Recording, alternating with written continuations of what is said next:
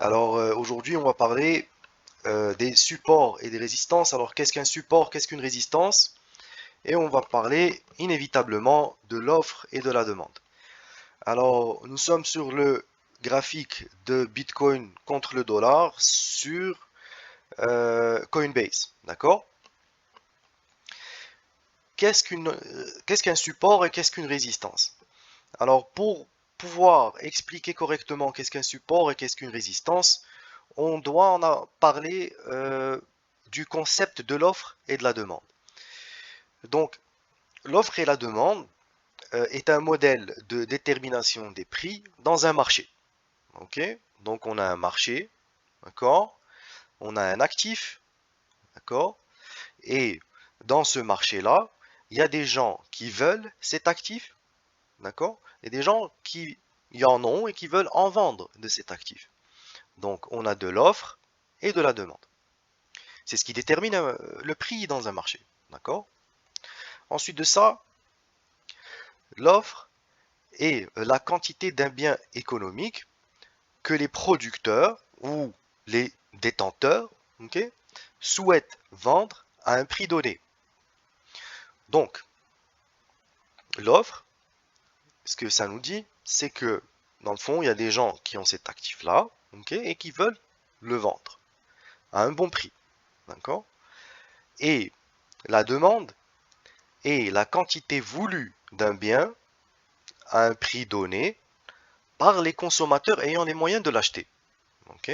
Donc c'est ça la demande. Dans le fond, c'est des gens qui ont par exemple du fric et dans ce cas-ci, qui voudraient acheter du Bitcoin. Excellent. Alors dans notre graphe, où est-ce qu'on voit euh, les zones de concentration, ok, de gens qui veulent vendre, ok, qui veulent vendre. Ben, ça va être au meilleur prix, évidemment, d'accord? Alors on va prendre un petit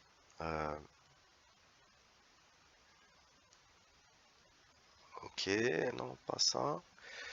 Voilà, d'accord. Et là, le meilleur prix à l'occurrence, c'est 19 900 et quelques dollars. Et donc, la meilleure zone d'offre pour Bitcoin, ben, ça sera celle-ci. Pourquoi? Parce que cette zone, d'accord, c'est la zone où il y aura le plus haut niveau de concentration d'offres. D'accord? Maintenant, de l'autre côté, vous avez aussi des gens qui veulent acheter. Ok, ça c'est les gens qui veulent vendre. Et là, vous avez aussi des gens qui veulent acheter. Et ils voudront acheter toujours au meilleur prix. D'accord? Et donc, le meilleur prix, en l'occurrence, pour Bitcoin, serait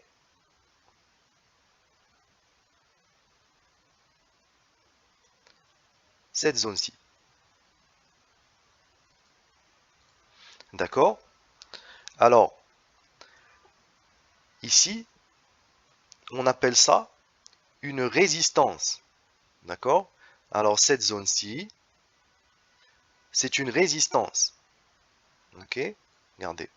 Et ici, un support. Donc, on va mettre un peu de texte. Ok, alors ici, on a une résistance. D'accord? Et ici, eh bien, on aura un support. Ok?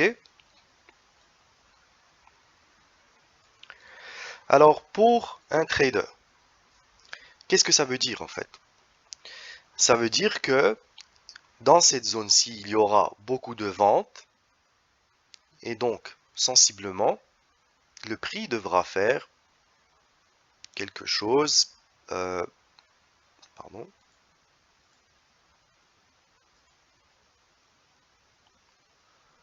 Un instant. Pardon, excusez-moi. Ouais, je me perds dans mes outils là. Bon, bref. Tiens, petit smiley. Donc, sensiblement, le prix il va se rendre ici. D'accord? Et là, il va trouver beaucoup de vendeurs et on va reculer. Ok? On va redescendre pour aller chercher des vendeurs qui veulent acheter plus bas. Donc, cet endroit est une résistance. Ok? Et de l'autre côté, vous pouvez être certain, d'accord, qu'il y aura beaucoup de gens qui aimeraient bien acheter à ce prix-là, parce que on l'a tradé ici, on l'a tradé là, d'accord, et du coup, le meilleur prix pour se procurer du Bitcoin vraiment, ben, ça serait dans les zones de 4000 dollars. Ok? Là, on est à 17 000. Donc, la résistance, c'est l'offre. Le support, c'est la demande. C'est pas plus compliqué que ça. Et c'est ce qui détermine le prix du marché et c'est l'essence même, le gaz du marché. Donc, plus l'offre est élevée, plus le prix va monter. Euh, pardon, plus la demande est élevée, excusez-moi. Plus il y a de la demande, plus il y a de gens qui veulent acheter cet actif-là, le prix va monter. Et plus il y a de gens qui veulent vendre l'actif va baisser de prix. Plus la concentration est élevée ici, on baisse, plus la concentration est élevée ici, on monte. Donc, c'est comme ça que fonctionnent des supports et des résistances. Alors maintenant, on est sur du weekly, donc chaque bougie détermine une semaine, d'accord? Donc c'est sur du très très très très long terme. Ben, pas très très très long terme, quelques années, d'accord? On parle ici d'à partir de 2017 à 2021. On n'est pas encore rendu en 2021, mais d'accord? Et donc, euh, j'aimerais attirer votre attention sur d'autres zones de concentration, ok? Qu'on appelle des supports et résistances historiques. Alors regardez ici, par exemple, si on vient et on tire une ligne horizontale à cet endroit, d'accord, on va remarquer que le prix y est rejeté à plusieurs reprises, ok, en 2018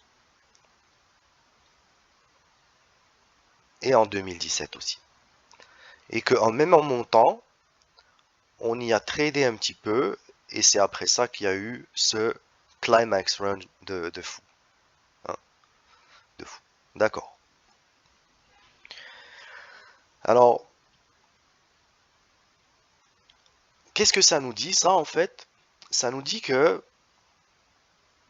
les gens qui veulent acheter n'attendront pas nécessairement jusqu'ici, ok?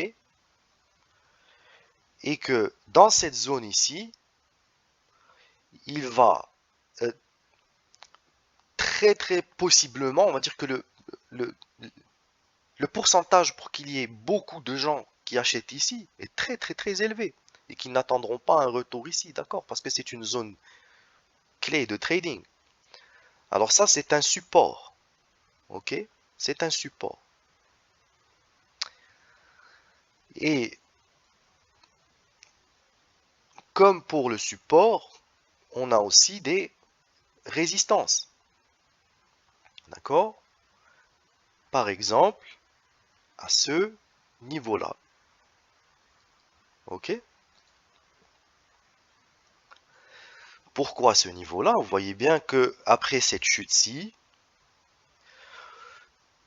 on est venu et on a testé cette résistance avec des rachats et on a trouvé beaucoup d'offres ici. On est redescendu, on a testé celle-ci ici. On est remonté, on a testé celle-là, on a rebondi et, pardon, ping-pong. Ok. Ici, on a démoli ce support. On est allé chercher bien plus bas. Consolidation. D'accord. Et on reprend à la hausse. Et qu'est-ce qui arrive une fois arrivé à cette résistance. Ça, c'est un an plus tard ou quelque chose comme ça. Regardez. 24 juin 2019. 5 février 2018. OK? Et c'est ce qu'on appelle une résistance historique. OK? Et le prix y a bien reculé. Encore. OK? Et là, on est venu, on a tenté d'aller chercher ce niveau-ci. On n'a pas réussi. Et on s'est arrêté là. D'accord? Parce que là, encore une fois, on a un endroit historique de trading qui est devenu support, ok, alors qu'au départ, il était résistance. Très bien. Donc, ping-pong, on revient chercher ce niveau-ci, et puis on remonte, et regardez ce qui se passe en 2020. Le 17 août 2020, eh ben, on va trader dans cette zone-ci, ok, avec un petit recul et tout. Et après ça, le move de fou, hein, de Bitcoin. Donc, le concept de support et de résistance, c'est ça. Alors maintenant, dans un marché, comme vous avez pu le voir, on peut voir différentes temporalités. Okay? Donc là, chaque bougie détermine une semaine. On va aller sur des bougies journalières. D'accord? Et regardez comment on trade bien et comment on marque bien ces supports et ces résistances-là. Ok? Allons voir avant. Regardez. Hein? On s'arrête parfois même dessus pour se positionner dessus afin de monter. Et parfois on l'utilise voilà, comme résistance pour prendre des shorts. Ok, par exemple.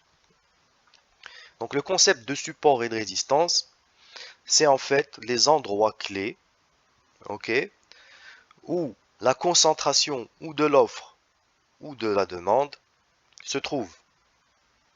C'est ça. C'est ça un support et une résistance. Alors maintenant, on va revenir sur le weekly. J'aimerais vous montrer quelque chose.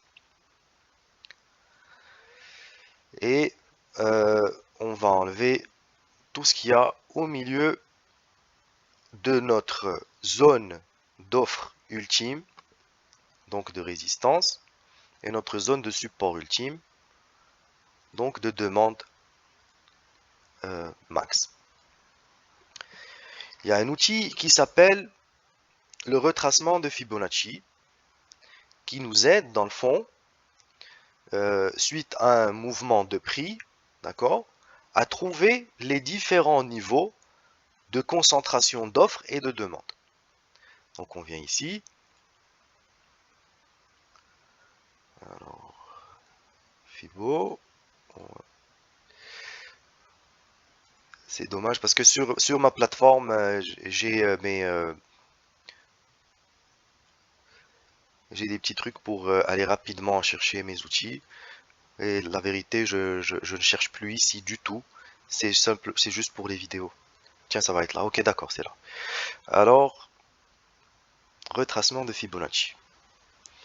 Alors, qui est Fibonacci et qu'est-ce que le retracement de Fibonacci? On va en faire une vidéo au complet et comment utiliser les outils Fibonacci sur notre graphique. On va faire une vidéo spécifique pour Fibonacci tout seul.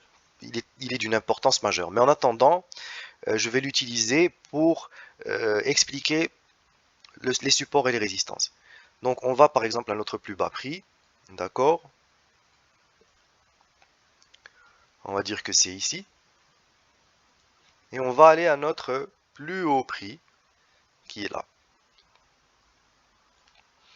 Et là, vous allez remarquer quelque chose, que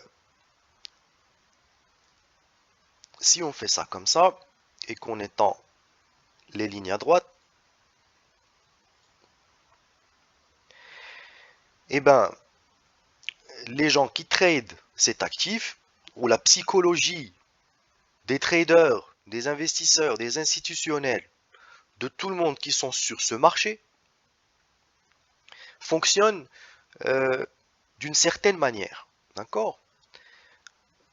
Et que cette manière est comme normalisée.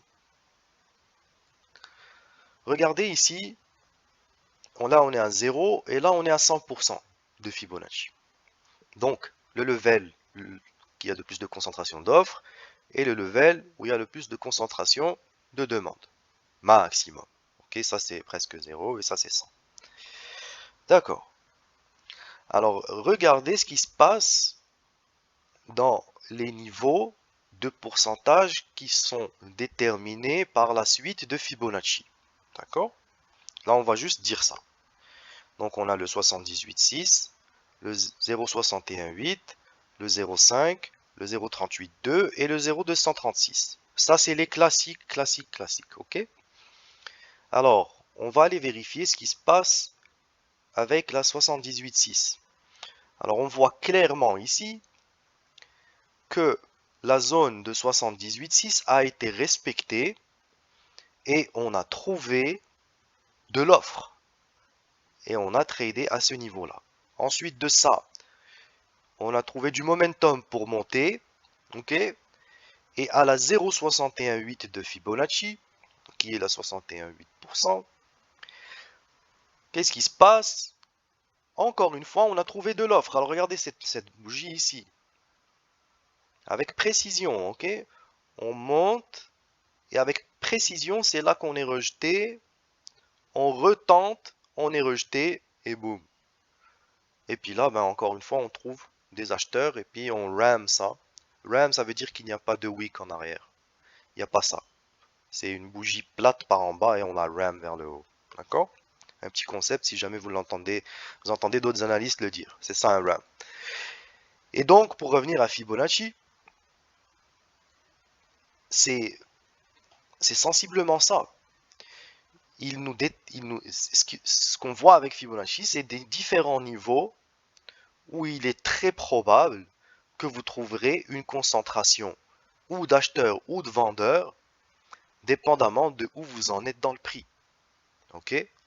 Alors là, on parle de pendant qu'on achète, on va aller voir de pendant qu'on vend, qu'est-ce qui se passe. Alors on regarde ici, tac, ok, ça descend, on touche presque ce niveau, le 0,5, et on remonte.